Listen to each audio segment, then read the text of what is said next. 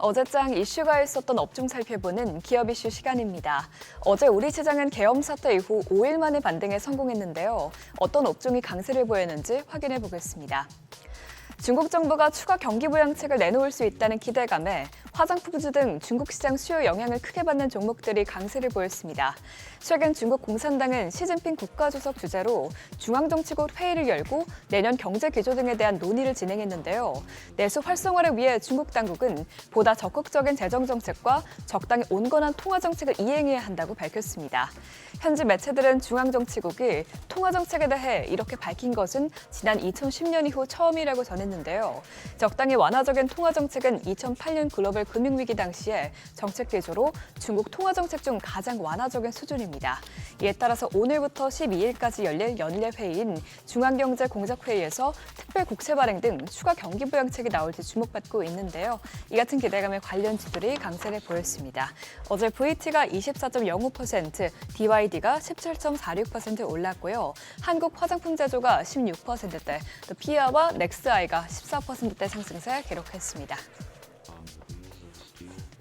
오랜만에 우크라이나 재건주도 강세를 보였습니다. 트럼프 당선인이 우크라이나가 평화를 원하고 있다고 밝히자 관련주들을 매수세가 몰린 것으로 풀이됩니다. 트럼프 당선인은 뉴욕포스트와 전화 인터뷰에서 젤렌스키 대통령은 평화를 원한다면서 자신도 전쟁 종식을 위한 방법을 구상 중이라고 밝히면서 우크라 전쟁 종식을 예고했습니다. 그러면서 트럼프는 푸틴 러시아 대통령도 지금이 휴전을 할 적기라고 생각할 것이라는 분석도 내놨는데요. 그는 70만 명을 잃은 상황이라면 이제 전쟁을 끝낼 때가 온 것이라며 평화가 오기 전까지는 사상자 발생이 끝나지 않을 것이라고 지적했습니다. 이 같은 소식에 어떤 기업들을 올랐는지 보면 삼부토건과 프리엠스 모두 상한가에 거래됐고요. SG가 23.81%, SY스틸텍과 DYD가 각각 21.79%, 17.46% 급등했습니다. 넷플릭스 드라마 오징어 게임 시즌2가 내년 1월에 열리는 미국 골든글로브 시상식 최우수 TV 드라마상 후보로 지명됐습니다. 오징어 게임2는 오는 26일에 공개될 예정으로 아직 공식 방영 전부터 작품상 후보에 오른 것인데요.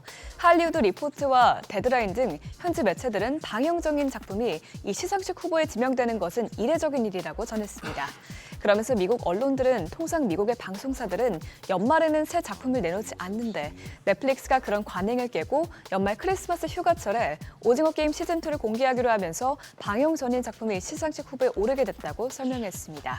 이 같은 소식에 오징어 게임 관련주들이 일제히 급등했는데요. 아티스트 스튜디오와 위즈빅 스튜디오 모두 상한가까지 직행했고요. 덱스터가 24.09%, 또 M83과 SMCNC 모두 급등세에 나타냈습니다. 최근 AI 소프트웨어의 매수세가 연일 몰리고 있는 가운데 의료 AI 기업들의 호재가 여러 나오면서 어제도 관련주들이 큰 폭으로 뛰었습니다. 우선 루닛의 경우에는 호주 뉴사우스 웨일스주 정부의 유방암 검진 프로그램에 자사 AI 영상 분석 솔루션이 사용됐다는 소식이 전해졌는데요. 국가 암 검진 사업에 AI 솔루션이 채택된 것은 전 세계적으로 처음이라고 합니다. 또 뷰노의 경우 증권가에서 호평을 내놓으면서 투자자들의 관심을 받은 것으로 보이는데 미래에셋증권 애널리스트는 뷰노에 대해 내년 상반기 주력 제품인 딥카스의 미국 FDA 승인을 예상한다고 밝혔고요. 유안타증권은 미국의 심정지 예측 시장은 국내 대비 10배 이상으로 추산되기 때문에 딥카스가 1%만 침투해도 연 300억 원의 매출을 기대할 수 있다고 말했습니다. 어제장 마감 상황 보면 루닛이 19.45% 급등했고요. 소니도 14.4% 올랐습니다.